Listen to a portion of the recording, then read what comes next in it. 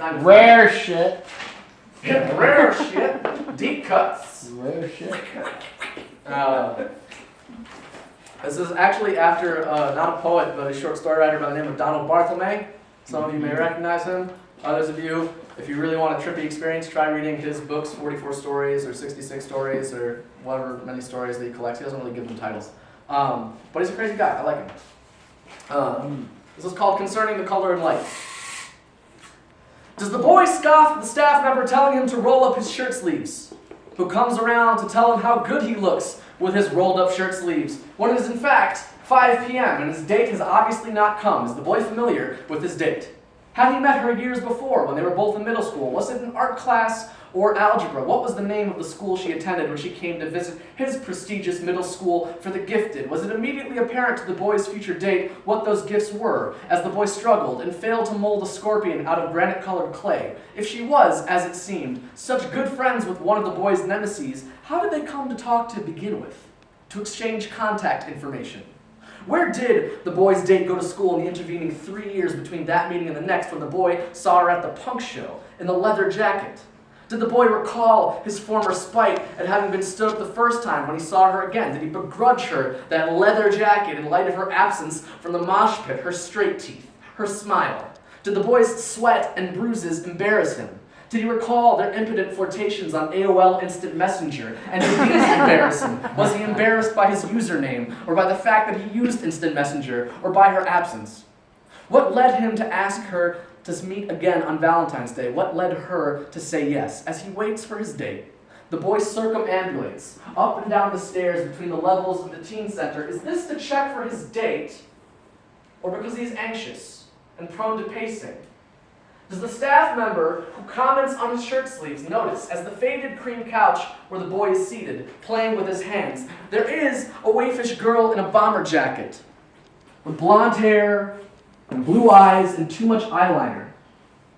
Does the girl in the bomber jacket with blonde hair and blue eyes and too much eyeliner know he is waiting for a date as she ogles him shamelessly?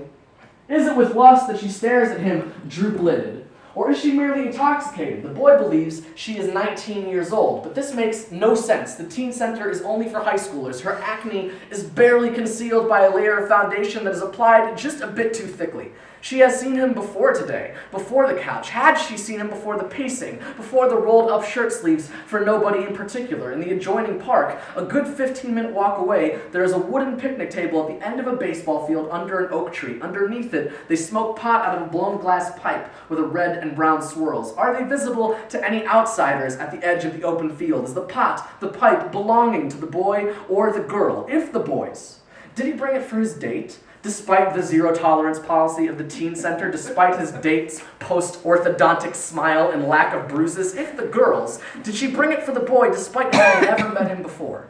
What else does she keep hidden in her bag?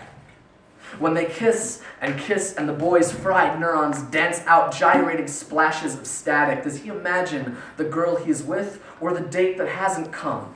Is he even imagining a girl at all, or does he, in his drugged stupor, see himself soaring above a field of color and light? When the boy slides his hands up the girl's bomber jacket, does the girl make a sound? Is it the feel of the girl's small breasts or her heartbeat that makes the boy see hills in the field over which he is flying? Does he then also see mountains and valleys? Does he see rivers and trees? Is there any creature in the hills and the fields and vales, anything with eyes to look back at him? So ensconced, can the boy discern the feel of the blood in his own chest, the snow on his own face, the mucus from his own running nose commingling with hers in that February night? How much to drown the boy's heartbreak? How much to drown the girl's?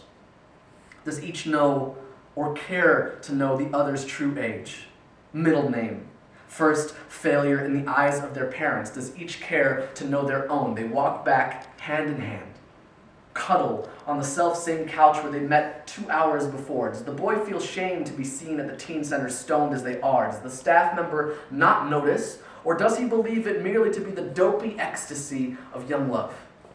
Has the boy ever held anyone's hand at the teen center before? Has he held anyone's hand in public before? Anyone in whose eyes he has never been a failure? Had he ever been kissed on Valentine's Day? Had someone to kiss him? And what of the girl? Has the girl in the bomber jacket kissed a boy or a man while sober before? Has she had her hand held?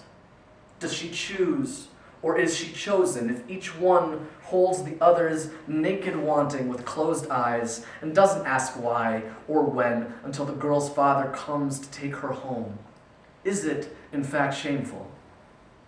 Is it enough? Thank you.